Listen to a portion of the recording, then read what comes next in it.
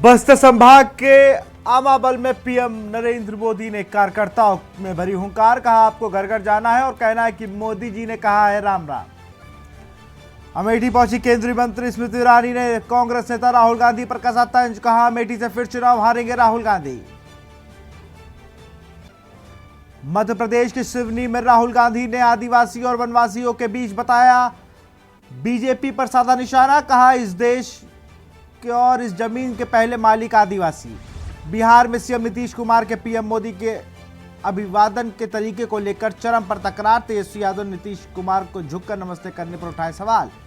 कंगना से मुकाबले के लिए मंडी से युवा नेता विक्रमादित्य को चुनाव लड़ा सकती है कांग्रेस नेता प्रतिभा सिंह ने मीडिया से बातचीत में दिया इशारा। मध्य प्रदेश के सिवनी में एसएएफ जवानों को लेकर जा रही बस टकराने से 3 लोगों की मौत। आप देख रहे हैं के न्यूज, खबरों का सारथी। नमस्कार, स्वागत है आपका देश की बात में। मैं हूं आपके साथ विशाल पंडित। रुक करते हैं खबरों का। खबर सिरसा से है, जहां प्रदेश के मुख्यमंत्री नायब सिंह सैनी अपने 2 दिवसीय प्रवास पर सिरसा दौरे पर है। आपको बता दें कि रविवार देर रात उन्होंने सेतिया पैलेस पर हजारों कार्यकर्ताओं के साथ रात्रि भोज किया और उन्हें अपनेपन का एहसास भी कराया। तक लाभ पहुंचाने का काम ये पहली बार नरेंद्र मोदी की सरकार में हुआ है। लोगों के अंदर एक बड़ा जोश, बड़ा उत्साह देखने को इन 10 वर्षों के कार्यकाल के अंदर देखने को मिल रहा है। हर वर्ग के लिए नरेंद्र मोदी जी ने काम किया है। महिला के लिए काम किया है, किसान के लिए काम किया है, युवाओं के लिए काम किया है, गरीब के उत्थान के लिए लगातार काम किया है। उसका परिणाम ये है कि इन 10 वर्षों के अंदर देश में 25 करोड़ से ज़्यादा लोग गरीबी रेखा से बाहर करने का काम नरेंद्र मोदी की सरकार ने किया है। आज गरीब को चाहे आयुष्मान कार्ड की बात है, चाहे उनको मकान बना करके देने की बात है, और चाहे उस माता बहन के घर के अंदर गैस का कनेक्शन सिलेंडर पहुंचाने की बात है, जिसके घर के अंदर आज तक गैस का सिलेंडर कनेक्शन नहीं था। और अब करते हैं खबर छत्तीसगढ़ का। खबर बीजापुर से है, जहां माओवादियों के केंद्रीय कमेटी ने प्रेस विज्ञप्ति जारी कर अप्रैल 13 से 15 के बीच प्रचार एवं आंदोलन के साथ 15 अप्रैल को बंद का आह्वान किया है। 1 जनवरी से अब तक 50 माओवादियों की मौत कबूली गई है। केंद्र सरकार पर लगाए गए जनता के विरुद्ध युद्ध और शोषण का आरोप लगाया गया है। जनता के लिए लिखते हुए आरएसएस और भाजपा को संविधान के लिए खतरा बताया।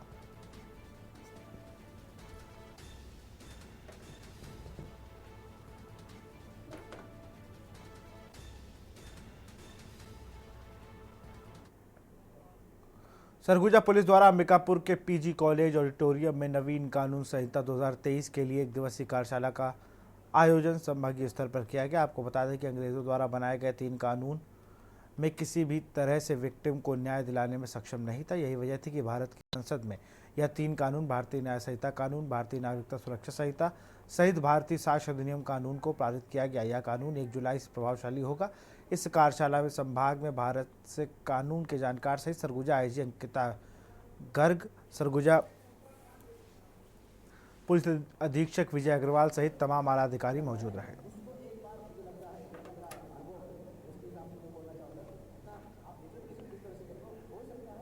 ये 3 नए कानून, भारतीय न्याय संहिता, भारतीय नागरिक सुरक्षा संहिता और भारतीय साक्ष्य संहिता, जो 1 जुलाई 2024 से प्रभावशील की जानी है, उनके संबंध में समाज के सभी वर्गों में अवेयरनेस है, जागरूकता है, क्योंकि ये तीनों कानून समाज के पूरी सोसाइटी से कंसर्न है।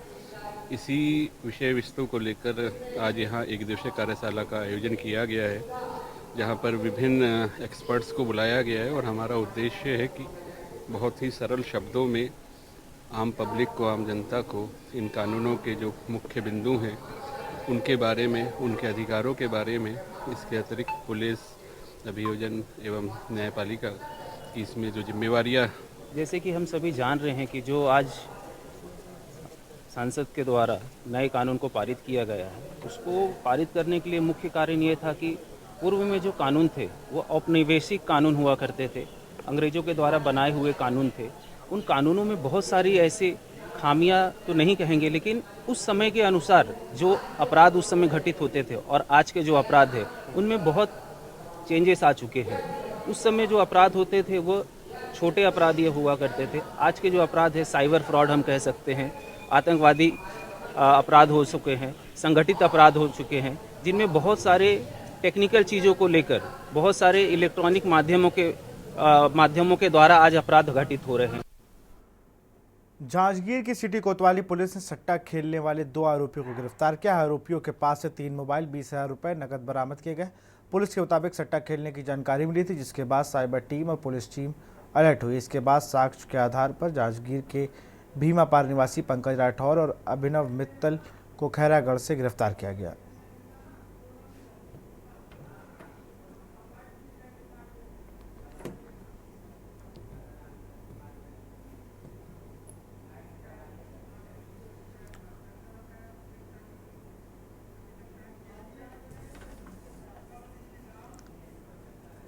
डिडवाना लोकसभा चुनाव को लेकर चुनावी तैयारियां जोर शोर पर है। इसी क्रम में भारतीय जनता पार्टी हर वर्ग के मतदाताओं को साधने में जुटी हुई है।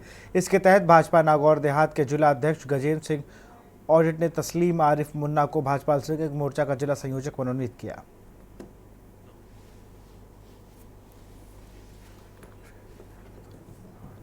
लोकसभा चुनाव की दृष्टि से अल्पसंख्यक समुदाय में जनसंपर्क और समाज के वोट भारतीय जनता पार्टी को मिले, इसके लिए आज जिला संयोजक के रूप में तस्लीम आरिफ मुन्ना इनको नियुक्त किया गया है।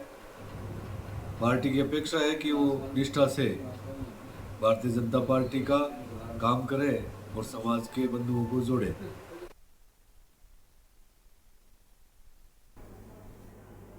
अजमेर की जीआरपी थाना पुलिस अवैध मादक पदार्थ 355 ग्राम एमडी ड्रग्स व 16.300 किलो डोडा चूरा सहित 3 आरोपियों को गिरफ्तार कर 2 पर मामला दर्ज किए गए हैं। जब्तशुदा अवैध मादक पदार्थ 355 ग्राम एमडी ड्रग्स अनुमत बाजार कीमत 35 लाख रुपए व डोडा चूरा की कीमत करीब 2.5 लाख रुपए बताई गई है। जीआरपी एसपी राम मूर्ति जोशी के निर्देशन में लोकसभा चुनाव को लेकर सघन चेकिंग की जा रही थी। इसी के मद्देनजर उप निरीक्षक सोमेंद्र कुमार ने रेलवे स्टेशन अजमेर के प्लेटफॉर्म नंबर 4 व 5 पर एक आरोपी को पकड़ा।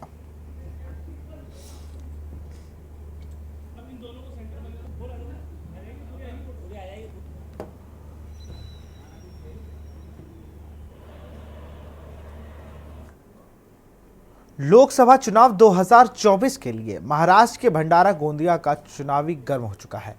जानकारी के मुताबिक महाराष्ट्र की भंडारा गोंदिया लोकसभा सीट परसीमन के बाद 2008 में बनी थी। यह महाराष्ट्र की 48वीं संसदीय सीट है। इसमें राज्य के भंडारा और गोंदिया सीटें हैं। दोनों जिलों को 3-3 विधानसभा सीटें शामिल हैं। इस लोकसभा सीट पर राजनीतिक पार्टियां अपनी ताकत झोंक रही हैं। इस रिपोर्ट में देखिए।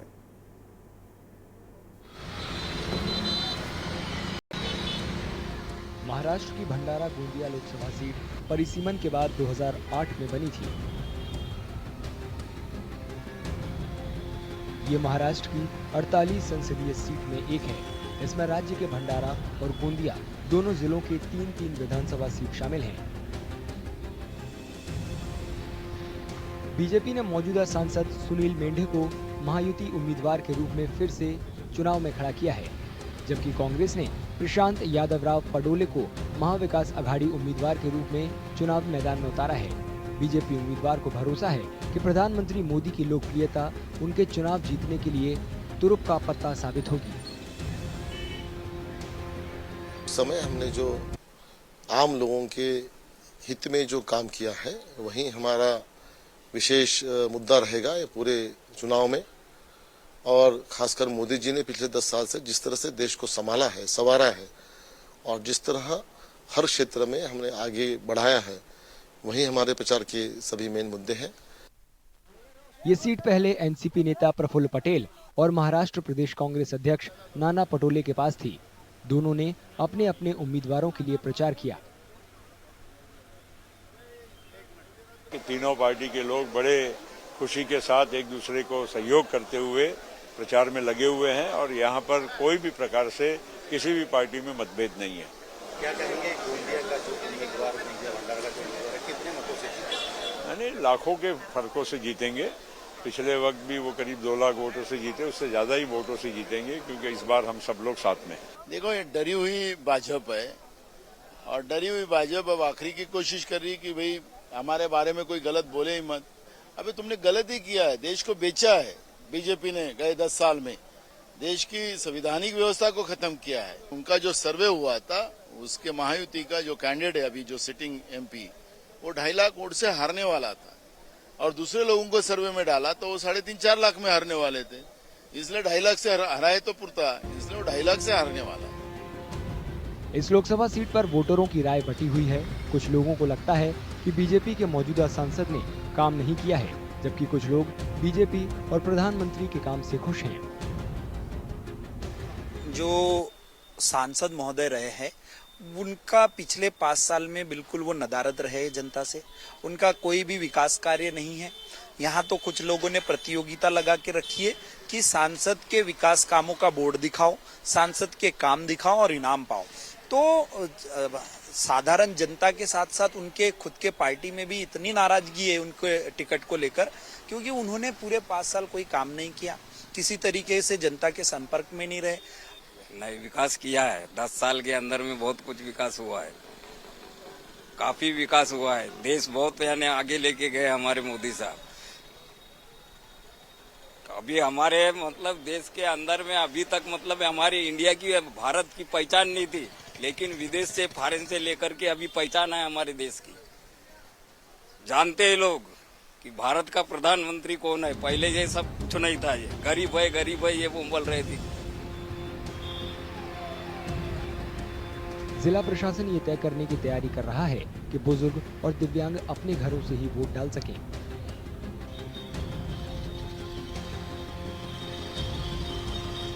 होम वोटिंग की सुविधा जो 85 इयर्स के ऊपर है, ऐसे हमारे जो मतदाता है, या फिर जो दिव्यांग है जिनके पास 40% के ऊपर डिसेबिलिटी का सर्टिफिकेट है, इनके लिए ये सुविधा दी थी। इसके लिए फॉर्म 12D उनको भरना था। तो हमारे पास अभी तक जो फॉर्म 12D आए, जिसके बेसिस पे वो लिस्ट फाइनल की गई है, इसमें 1301 ऐसे वोटर्स हैं जिनको होम वोटिंग की सुविधा चाहिए थी और हम वो देने वाले हैं। इस सीट की सीमा मध्य प्रदेश के साथ लगती है, लिहाजा सीमा पर पड़ने वाले इलाकों में सुरक्षा बंदोबस्त ज्यादा मजबूत किए गए हैं। ये भी लगातार जांच की जा रही है कि राजनीतिक दल किसी तरह के गलत साधन का इस्तेमाल न करें। इंटर स्टेट चेक नाकार लगाए हैं 3 और इंटर डिस्ट्रिक्ट के 9 चेक नाकार लगाए हैं। इन सभी चेक नाका पे पुलिस डिपार्टमेंट और रेवेन्यू डिपार्टमेंट के ऑफिसर्स वहां पर मौजूद हैं और प्रत्येक गाड़ी को चेक करते हैं। अगर उसमें कोई कैश मिलता है, कोई आर्म्स मिलते हैं, ड्रग्स मिलते हैं या दारू मिलती है या गुटखा मिलता है, इस प्रकार की चीज़ों पे हम लोग कार्रवाई करते हैं। मानना यह है कि इन सब चीज़ों की वजह से इलेक्शन में मनी पावर आती है, इलेक्शन इन्फ्लुएंस होता है, तो उसको बचाने के लिए हम लोग उस पर कार्रवाई करते हैं। महाराष्ट्र की 48 लोकसभा सीट के लिए 19 अप्रैल से 20 मई तक 5 चरण में वोटिंग होगी। भंडारा गोंदिया लोकसभा सीट पर 19 अप्रैल को पहले चरण में वोट डाले जाएंगे।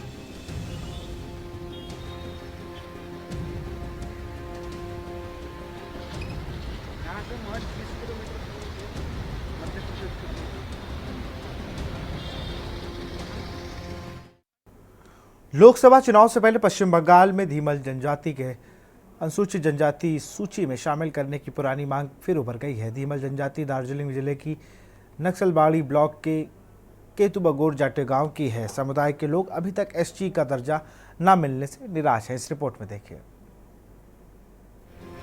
लोकसभा चुनाव से पहले पश्चिम बंगाल में धीमल जनजाति को अनुसूचित जनजाति सूची में शामिल करने की पुरानी मांग फिर उभर गई है। धीमल जनजाति दार्जिलिंग जिले के नक्सलबाड़ी ब्लॉक के केतुगाबोर जोटे गांव में रहती है। समुदाय के लोग अभी तक एसटी का दर्जा ना मिलने पर निराश है। ये धीमाल जनजाति तो ट्राइबल है, तो ट्राइबल होने के बावजूद धीमाल लोग अभी तो ट्राइबल स्टेटस पाया नहीं। तो इस लोग का जो इकोनॉमिक अवस्था और एजुकेशनल अवस्था, सब कुछ अवस्था देखने से बहुत पिछड़े हुए ये जनजाति है, तो बहुत पुराना जनजाति है, तो इसको तो संवैधानिक अनुसार एसटी स्टेटस मिलना चाहिए।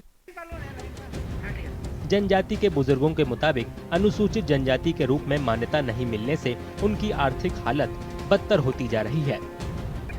उनका कहना है कि रोजगार की कमी से जनजाति के युवा पढ़ाई पूरी करने के बाद प्रवासी मजदूरों के रूप में काम करने पर मजबूर हैं। अर्थनैतिक अवस्था इतना खराब है, इसलिए वो एचएस पास करके वो ये लोग लेबर बन जाता है, ये ट्रैक्टर चलाने सीख जाता है, कोई राज मिस्त्री हो जाता है, कोई दिल्ली में गया है, कोई केरल में या लेबर का काम, फैक्ट्री का काम, वहीं पर काम कर, तो माइग्रेंट लेबर बन जाता है। हाँ जी जी। धीमल समुदाय के युवा वोटरों के लिए चुनाव में एसटी का दर्जा मिलना प्रमुख मुद्दा है।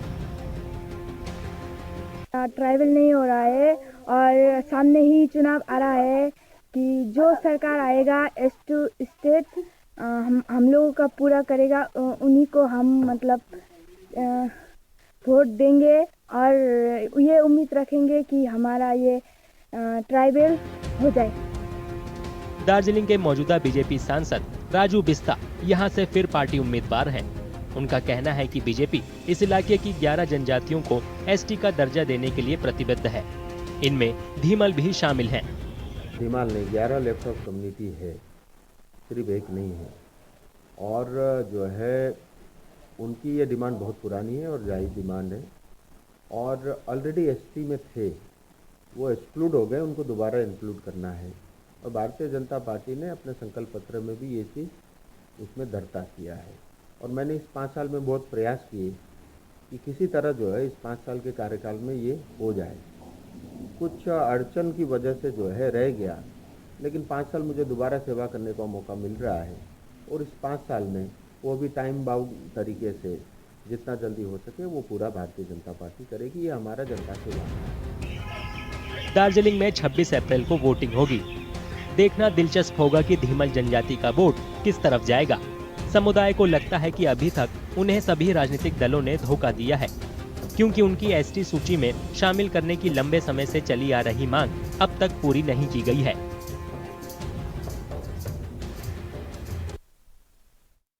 अरुणाचल प्रदेश में लोकसभा और विधानसभा के चुनाव एक साथ होंगे। एक तरफ चुनाव की तैयारियां हैं, तो वहीं राज्य में कई नई परियोजनाएं शुरू हुई हैं और कई पुरानी परियोजनाओं को बेहतर किया गया है। फिर भी चीन की सीमा से लगे इस राज्य में लोग कनेक्टिविटी की परेशानी से जूझ रहे हैं।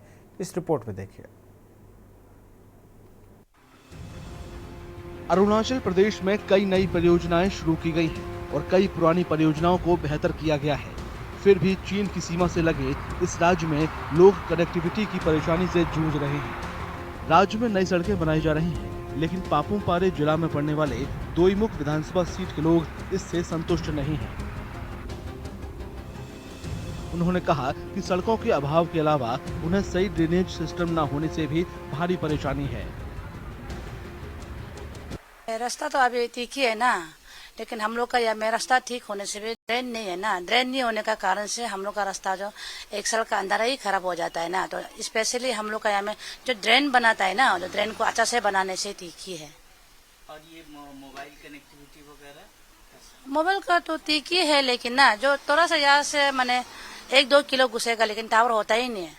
और स्पेशली मेरा यहाँ ना रेलवे स्टेशन से मेरा 1 किलो अंदर भी नहीं घुसता है, लेकिन टावर नहीं है। अभी तो सर चल रहा है फिलहाल ना, ड्रेन से अच्छा ठीक नहीं बनाया, इसलिए पानी आनी जमा होके अच्छा से नहीं आ रहा है, नहीं हो रहा है।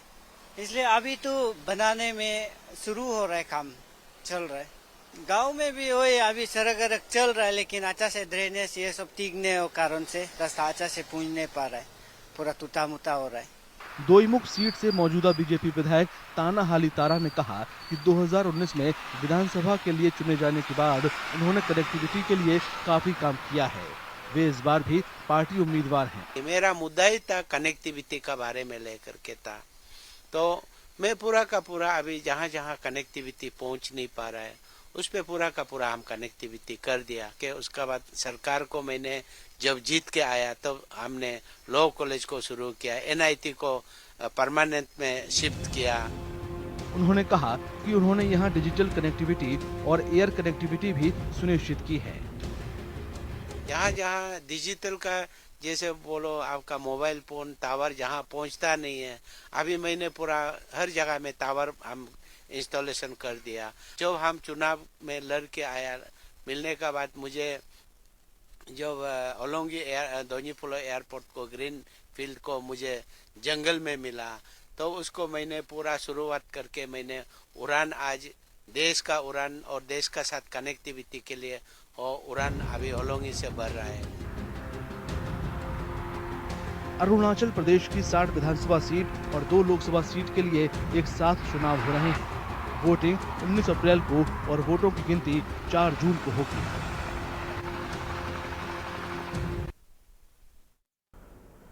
यहां रुकते एक छोटे से ब्रेक के लिए, जल्द हाजिर होंगे।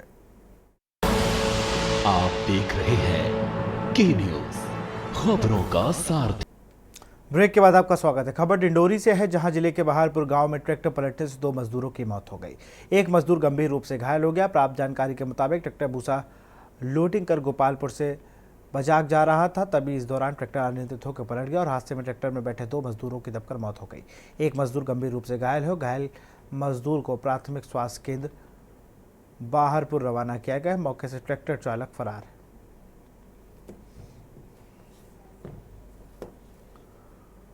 रामनगर बार एसोसिएशन के द्विवार्षिक कार्यकारिणी के लिए मतदान हुए और 105 अधिवक्ताओं में से 98 अधिवक्ताओं ने भाग लेते हुए अपने अपने प्रत्याशियों के पक्ष में मतदान करने की कार्रवाई की।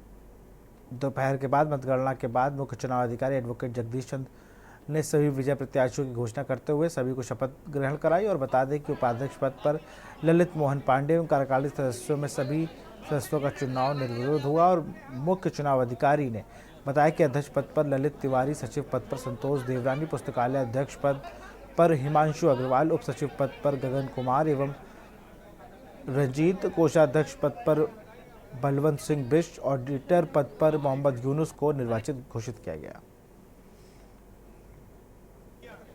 की बार एसोसिएशन की कार्यकारिणी में आपको अध्यक्ष निर्वाचित घोषित किया गया है। रामनगर में वकीलों की अगर देखा जाए कई समस्याएं लंबे समय से जो है मांगे चली आ रही हैं, तो अब किस प्रकार से उनका समाधान किया जाएगा? देखिए, मैं घोषणाओं में तो विश्वास नहीं करता, मैं काम में विश्वास करता हूँ।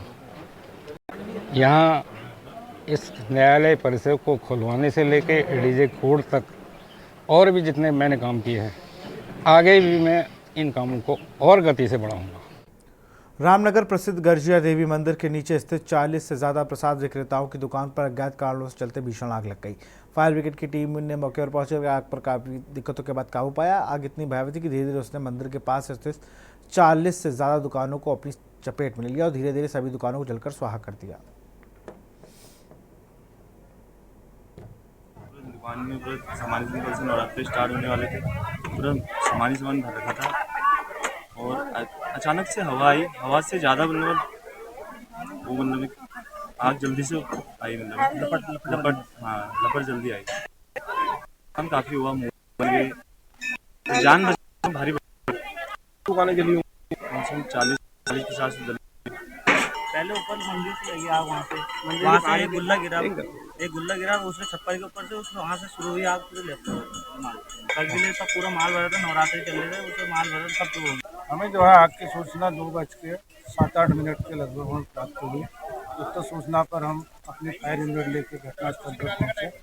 घटनास्थल पर गाड़ी आने का कोई नहीं था, लेकिन आकर के पार्टियों द्वारा, स्थानीय व्यक्तियों द्वारा जो है आग को बुझा दिया गया था, जिसमें सहयोग किया गया। कितना नुकसान हुआ या क्या हुआ इसका भी आकलन किया जा रहा है। उत्तराखंड में लोकसभा चुनाव नजदीक आते ही राज्य में दल बदल का खेल शुरू हो गया है। विपक्षी दलों के नेता एक के बाद एक भाजपा में शामिल हो रहे हैं। अब तक हजारों विपक्षी दलों के कार्यकर्ताओं और पदाधिकारियों ने भाजपा का दामन थाम लिया है। रविवार को भी उत्तराखंड कांग्रेस को 2 बड़े झटके लगे हैं। दरअसल पूर्व कैबिनेट मंत्री और कांग्रेस के स्टार प्रचारक दिनेश अग्रवाल और कांग्रेस से के AICC के सदस्य और पूर्व राज्य मंत्री SP सिंह ने हाथ छोड़ दिया है और कमल की सत्ता को ग्रहण कर लिया है। देश भर में कमल खिलाने की कसम खा ली है। दोनों दिग्गज नेता अपने सैकड़ों समर्थकों के साथ भाजपा में शामिल हुए। चुनाव से पहले एक के बाद एक कांग्रेस को लग रहे झटके पार्टी के शीर्ष नेताओं के लिए चिंता बढ़ा रहे हैं। इस रिपोर्ट में देखिए।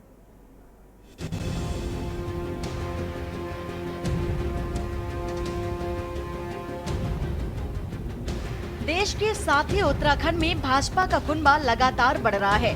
कांग्रेस के कई दिग्गज नेता हाथ का साथ छोड़कर कमल का दामन पकड़ रहे हैं। देवभूमि उत्तराखंड में लोकसभा चुनाव से पहले विपक्षी दलों के नेताओं की भाजपा में शामिल होने की बाढ़ सी आ गई है और अब तक कई हजार कार्यकर्ता और पदाधिकारी भाजपा में शामिल हो चुके हैं। कांग्रेस समेत तमाम दलों के नेता भाजपा में शामिल होते ही पीएम मोदी और मुख्यमंत्री धामी की तारीफ करते नहीं थक रहे हैं।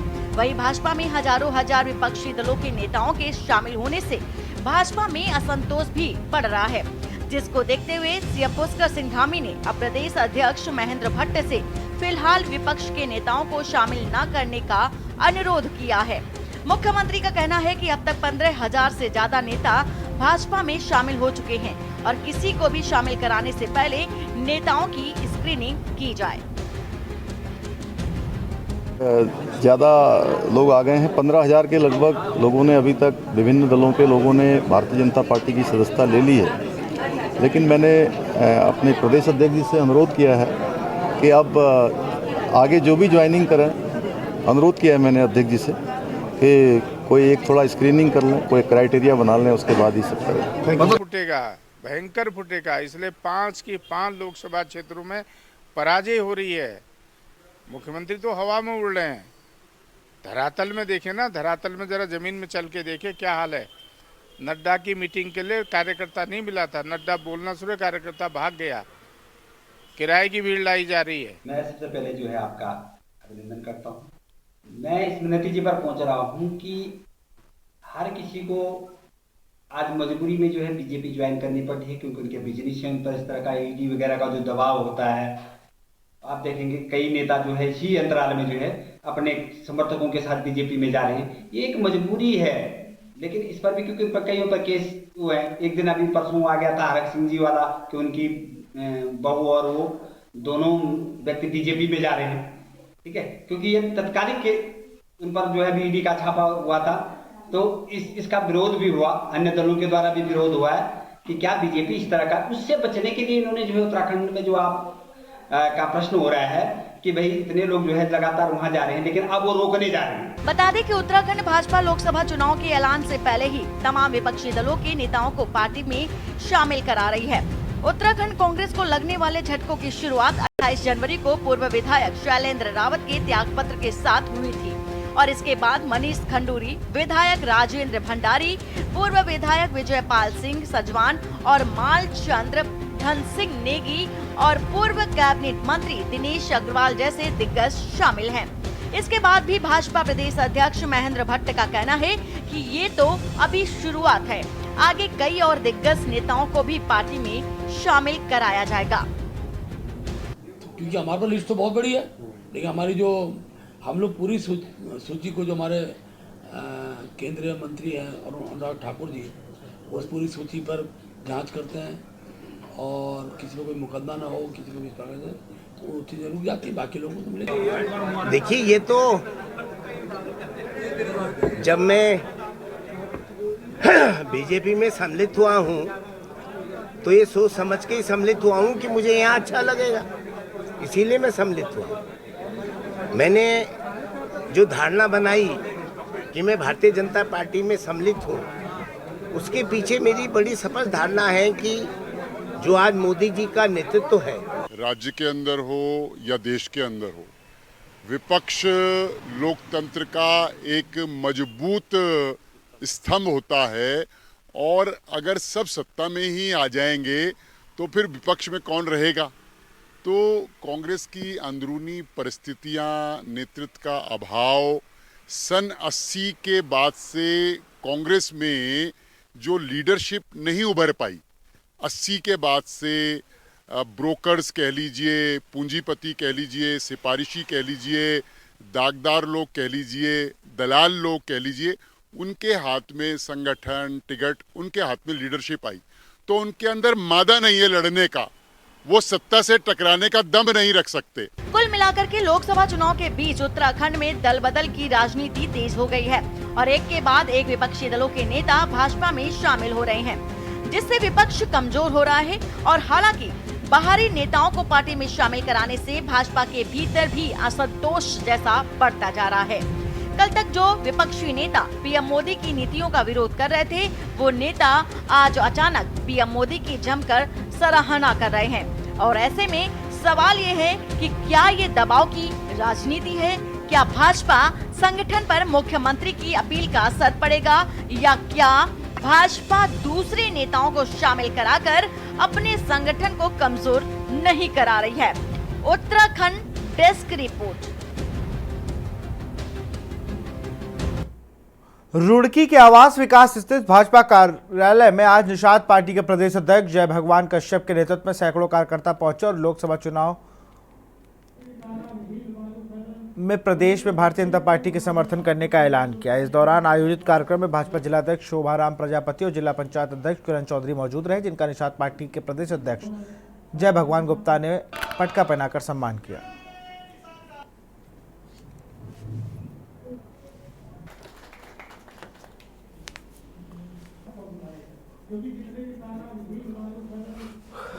आज पूरा देश भाजपा के साथ खड़ा है, आप देख रहे होंगे। और ये जो निषाद समाज है, निषाद पार्टी है, ये तो पहले से ही भाजपा का समर्थन में रही है, लेकिन जो और दल के नेता हैं वे भी भारतीय जनता पार्टी में आ रहे हैं। और रही इस समाज की बात, निषाद समाज की बात, ये ओबीसी समाज का एक बहुत बड़ा हिस्सा है और ये नहीं, पूरा ओबीसी समाज भारतीय जनता पार्टी के साथ खड़ा है। निषाद पार्टी का पहले से ही भारतीय जनता पार्टी के समर्थन है, पर उत्तराखंड में माननीय जय भगवान जी अपनी पूरी टीम के साथ उतर चुके हैं उत्तराखंड में, और ये भी घर घर जाकर कश्यप समाज, निषाद समाज, सर्व समाज को जगा रहे हैं। और मुझे उम्मीद है कि इनके आने से जहां हम 5 लाख पार कह रहे थे, उम्मीद है 5 लाख से क्या 6 लाख से पार हम जाएंगे, क्योंकि कश्यप समाज ऐसा कोई गांव नहीं है जिसमें हमारे बहुत अच्छी तादाद बना रहता हो। और कश्यप समाज वैसे ही भगत इन्हें कहते हैं, और ये राष्ट्रवादी कौम है, ये हमेशा राष्ट्र को वोट करती है। और हमारे जो निषाद पार्टी के राष्ट्रीय अध्यक्ष महामना डॉक्टर संजय निषाद जी, उनके निर्देशन पर हम लोग आज भारतीय जनता पार्टी कार्यालय पर पहुंचे हैं निषाद पार्टी का पूरा समर्थन देने के लिए। हमारे मंत्री, कैबिनेट मंत्री डॉक्टर संजय निषाद जी के आदेश ये है कि जो हम निषाद पार्टी एनडीए में शामिल है और उत्तर प्रदेश में 15 सीट मिली थी, 12 विधायक, 1 कैबिनेट मंत्री, 1 सांसद, और हम उत्तराखंड हो या उत्तर प्रदेश हो, निषाद पार्टी एनडीए में शामिल होकर भारतीय जनता पार्टी के जो प्रत्याशी उनको अधिक से अधिक वोट देकर जितवाने का कार्य कर रही है। हमारे निषाद पार्टी के 18% लोग कश्यप समाज के हैं जो निषाद पार्टी से जुड़े हुए हैं। भारतीय जनता पार्टी के गढ़वाली संसदीय सीट से लोकसभा प्रत्याशी अनिल बलूनी के समर्थन में आज चौबट्टा खाल में विशाल जनसभा का आयोजन किया गया, जिसमें मुख्यमंत्री पुष्कर सिंह धामी सहित प्रदेश के कैबिनेट मंत्री सतपाल महाराज, डॉक्टर धन सिंह रावत आदि मौजूद रहे। इस दौरान अपने संबोधन में मुख्यमंत्री पुष्कर सिंह धामी ने कहा कि भाजपा तीसरी बार लगातार केंद्र सरकार बनाने जा रही है। उन्होंने कहा कि जिस तरह से गाँव-गाँव, शहर-शहर मोदी जी के समर्थन मिल रहा है, इस बात का परिणाम है कि भाजपा केंद्र में 400 के आंकड़े को आसानी से पार कर लेगी। देखिए, कहीं कोई मुकाबला नहीं है, एक तरफा समर्थन है। आप सब लोग देख रहे हैं, पूरे क्षेत्र में आप घूम रहे हैं, सब लोगों ने मन बनाया हुआ है इस बार भारी बहुमत से गढ़वाल लोकसभा से अनिल जी को, और हमारी और भी जो 4 सीटें हैं, 500 सीटों पर कमल खिलेगा और भारी अंतर से जीतेंगे। कोई मुकाबला नहीं है। ये बहुत ही प्रचंड समर्थन मिल रहा है। सभी मोदी जी को मजबूत करना चाहते हैं और सभी का ये नारा है कि 400 पार, अब की बार 400 पार, तो उसमें लगे हुए हैं। और मैं समझता हूँ कि बड़ा अच्छा वातावरण है। सभी चाहते हैं मोदी जी को मजबूत करें और डबल इंजन की सरकार बनाएं। केंद्र में भाजपा की सरकार होगी, यहाँ भी होगी, तो बड़ी तेजी से विकास होगा। मैं यही हूँ, मैं क्षेत्र में ही हूँ, सारे क्षेत्र में दौरा लगा रहा हूँ। मैं इस समय ब्यूरोखाल जा रहा हूँ। धन्यवाद। उत्तराखंड की हरिद्वार सीट पर विकास के मुद्दों को लेकर बीजेपी और कांग्रेस आमने सामने है। इस रिपोर्ट में देखिए। हरिद्वार सीट पर बीजेपी ने इस बार रमेश पोखरियाल निशंक की जगह उत्तराखंड के पूर्व मुख्यमंत्री त्रिवेंद्र सिंह रावत को उम्मीदवार बनाया है। रावत का कहना है कि ये चुनाव विकास के मुद्दों पर लड़ा जा रहा है, जिसमें बीजेपी का हाथ ऊपर है।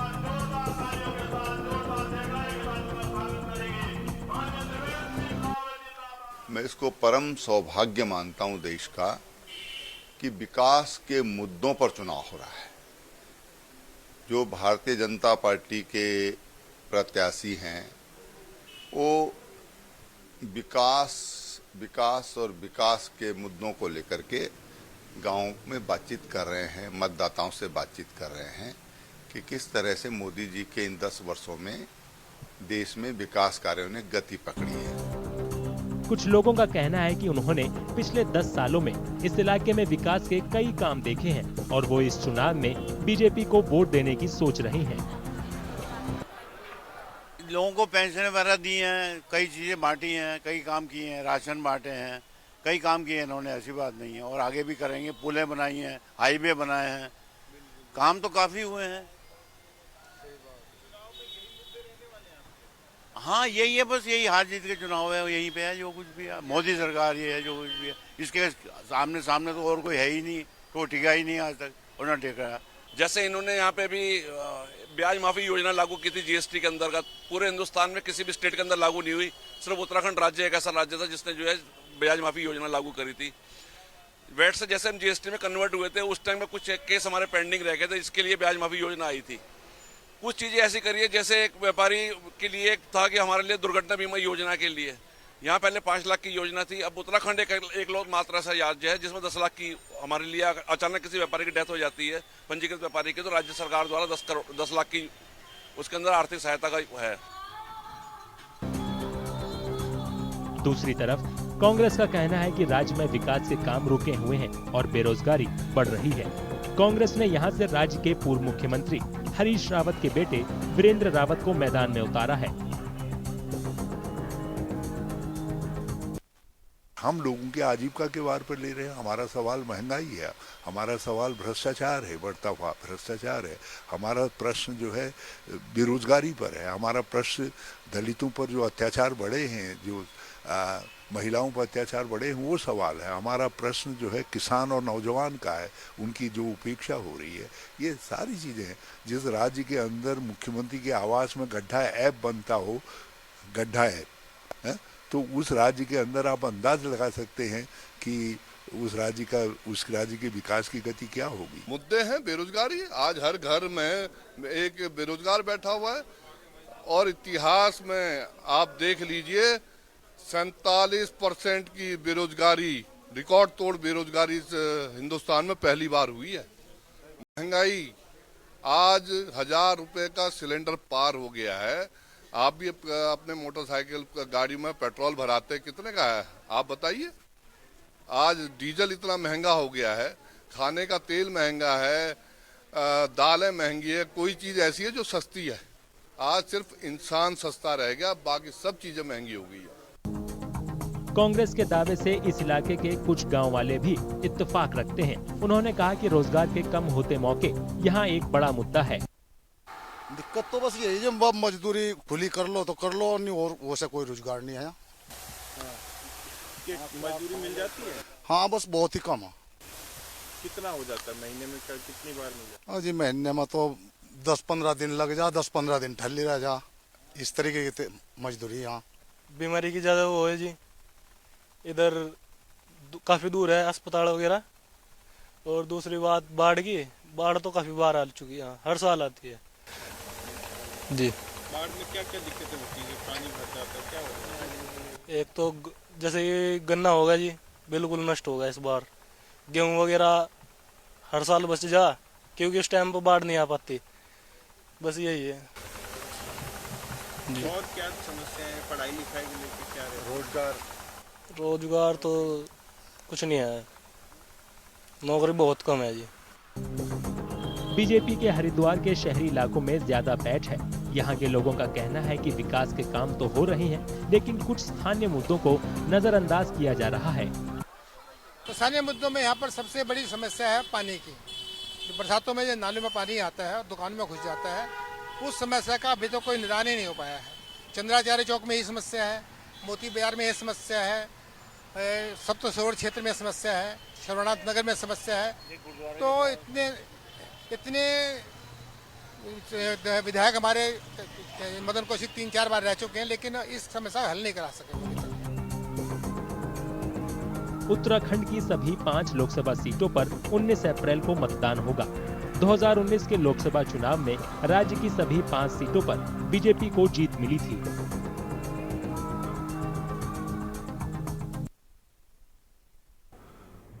उत्तर प्रदेश की बहुचर्चित कैराना लोकसभा सीट पर इस बार मौजूदा बीजेपी सांसद प्रदीप कुमार का मुकाबला समाजवादी पार्टी की इकरा हसन से है। 2019 के आम चुनाव में प्रदीप कुमार ने करीब 1 लाख वोट से जीत हासिल की थी। इस बार पहले चरण के चुनाव में कैराना सीट पर चुनाव है। लोकसभा के पहले चरण में 8 सीटों पर चुनाव होने। वहीं सूत्रों की माने तो कल पश्चिमी यूपी में अखिलेश यादव और प्रियंका साझा चुनाव प्रचार कर बिगुल फूंकने में है। ऐसे में पश्चिम के रण में कैराना की लड़ाई क्यों और कितनी अहम है, 24 के चुनावी माहौल क्या होगा, इस रिपोर्ट में देखिए।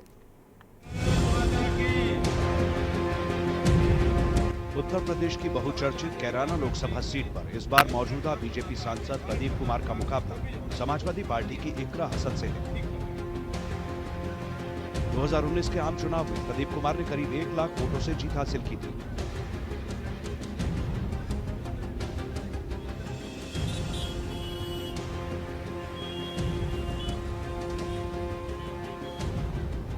सियासी दिग्गजों के परिवार से ताल्लुक रखने वाली इकरा हसन को उम्मीद है कि इस बार वे जरूर जीतेंगी। इतना ही नहीं, उन्हें ये भी उम्मीद है कि इंडिया गठबंधन भी अच्छा प्रदर्शन करेगा।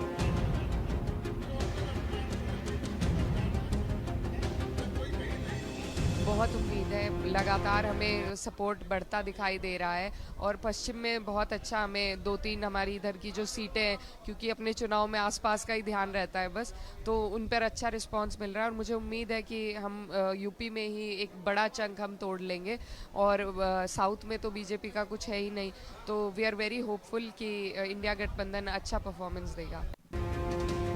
कैराना लोकसभा क्षेत्र में शामली और सहारनपुर जिले की 5 विधानसभा सीट शामिल है। इस सीट पर जाट समुदाय की पकड़ है। जयंत चौधरी के एनडीए में शामिल होने से बीजेपी के प्रदीप कुमार को जीत का पक्का भरोसा है।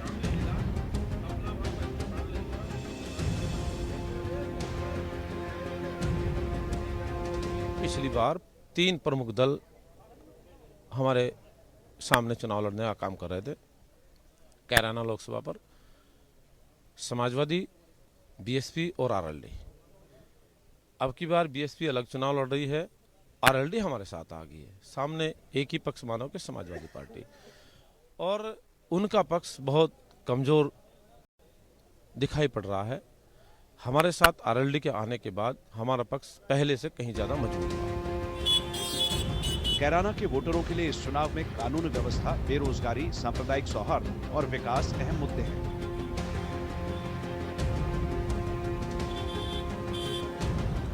योगी राज में है ना, मोदी राज में गुंडागर्दी खत्म हो चुकी है और यही चाहिए कि रोजगार और गुंडागर्दी खत्म हो जाए और कुछ नहीं चाहिए। सेफ जैसा कि अदरवाइज घर की जो महिलाएं हैं, लड़कियां हैं, बिल्कुल सेफ है। सरकार तो मोदी जी की भी अच्छी है, योगी जी की भी अभी की अच्छी है, लेकिन थोड़ा सा हमारा जो है इरादा यह है कि मतलब मन मुटाव ये थोड़ा चलाना है हिंदू मुस्लिम का, अगर ये थोड़ा सा ख़त्म हो जाए। डेवलपमेंट ही देख रहे हैं, सीधा सीधा भारतीय जनता पार्टी इधर और मोदी जी की सरकार बनने जा रही है। इसमें कोई दो राय नहीं है कि काम भी हो रहे हैं, डेवलपमेंट हो रहा है, सड़कें बन रही हैं, राशन मिल रहा है, सब मिल रहा है, कानून व्यवस्था भी ठीक ही है। इस बार कैराना में चुनाव पहले चरण में ही होना है। 19 अप्रैल को यहां वोट डाले जाएंगे। 4 जून को वोटों की गिनती होनी है।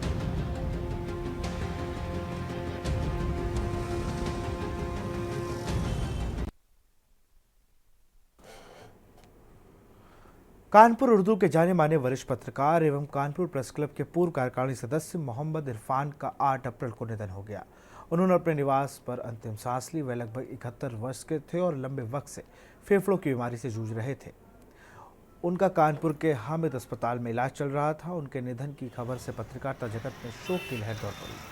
शहर के वरिष्ठ पत्रकारों ने उनके निधन पर शोक व्यक्त किया। उनका अंतिम संस्कार कानपुर के ईदगाह कब्रिस्तान में किया गया, जिसमें बड़ी संख्या में लोग शामिल हुए। उनके सभी कनिष्ठ साथी उन्हें प्रेम से चच्चू के नाम से संबोधित करते थे। मोहम्मद इरफान ने पत्रकारिता की शुरुआत 1992 में सियासत जदीद से की थी और आगे चलकर उन्होंने सहारा जैसे संस्थानों में अपनी सेवाएं दी।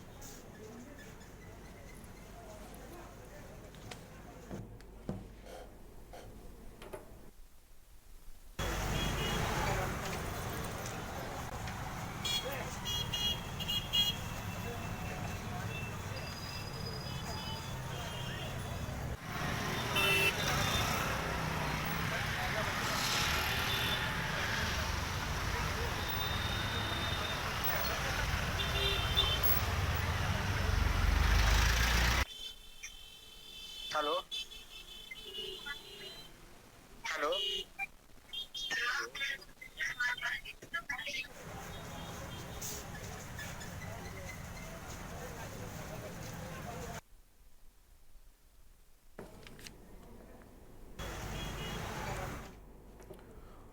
और इसी बीच रायबरेली से खबर है, त्रिवेणी एक्सप्रेस में धुआं उठने से यात्रियों में भगदड़। धुआं निकलता देख बोगी से कूद कूद कर भागे यात्री। धुआं देख बोगी से कूद कूद कर भागे यात्री। रेलवे पुलिस कर्मियों ने धुएं पर पाया काबू।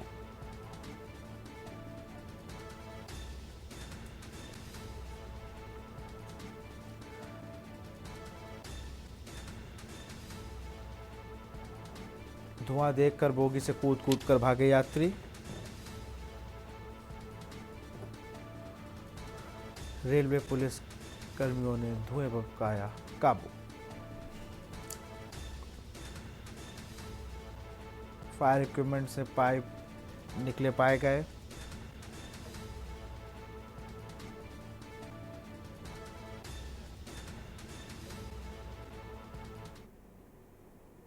फतेहगढ़ स्थित कलेक्ट्रेट सभागार में जिलाधिकारी डॉक्टर वी.के. सिंह की अध्यक्षता में विशेष संचारी रोग नियंत्रित अभियान की समीक्षा बैठक संपन्न हुई। बैठक के दौरान अभियान के तहत अभी तक के किए गए कार्यों की जिलाधिकारी द्वारा समीक्षा की गई। समीक्षा में ग्रामीण क्षेत्र में नालियों की सफाई कम पाई गई। कायमगंज, कमालगंज, राजेपुर में नालियों की स्थिति खराब पाई गई। एडीओ पंचायत कायमगंज से स्पष्टीकरण तलब किया गया।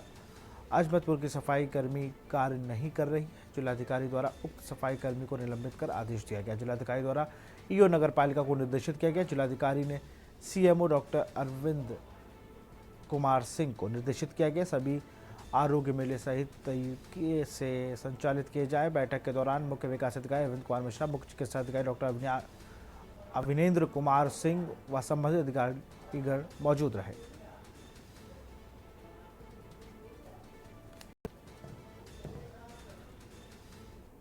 गोड्डा दौरे पर रहे उप मुख्यमंत्री केशव प्रसाद मौर्य मनकापुर विधानसभा क्षेत्र के अंतर्गत आरपी इंटर कॉलेज के मैदान में चल रहे सोशल मीडिया लोकसभा वॉलंटियर कार्यक्रम का बतौर मुख्य अतिथि के रूप में शामिल हुए। वहीं कार्यक्रम स्थल से आगामी लोकसभा चुनाव को लेकर हुंकार भरते हुए नजर आए। जनता पार्टी के जिले के कोषाध्यक्ष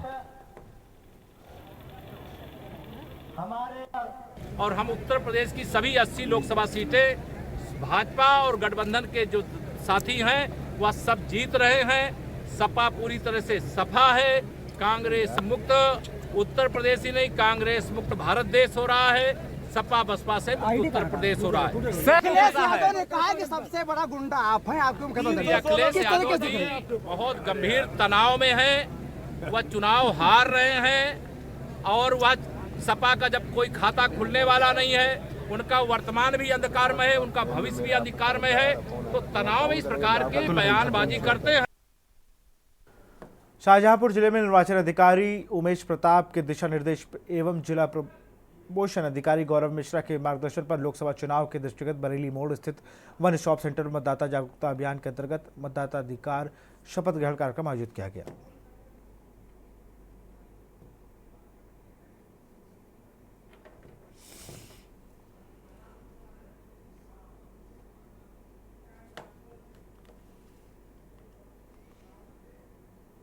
इक्यावन शक्तिपीठ कड़ाधाम में मंगलवार से लगने वाले चैत्र नवरात्रि मेले को लेकर एसडीएम से रातू महेंद्र कुमार श्रीवास्तव, क्षेत्राधिकारी अवधेश कुमार विश्वकर्मा ने शीतला धाम का निरीक्षण किया। इस दौरान स्थानीय पुलिस, दुकानदारों व पांडा समाज के लोगों जरूरी दिशा निर्देश जारी किए गए।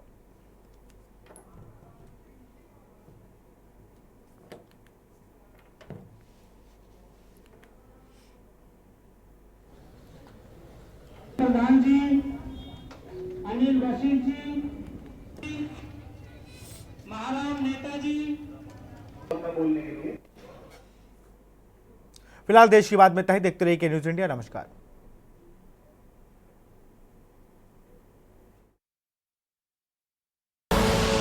आप देख रहे हैं के न्यूज, खबरों का सारथी।